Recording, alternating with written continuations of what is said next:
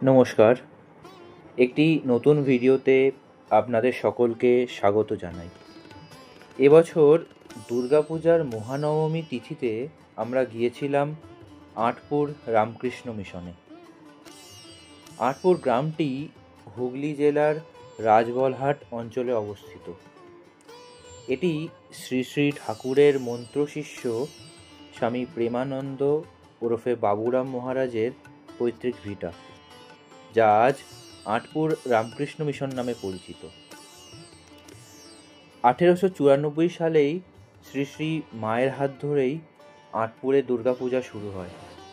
আজ প্রায় 130 বছর ধরে এই দুর্গাপূজা চলে আসছে।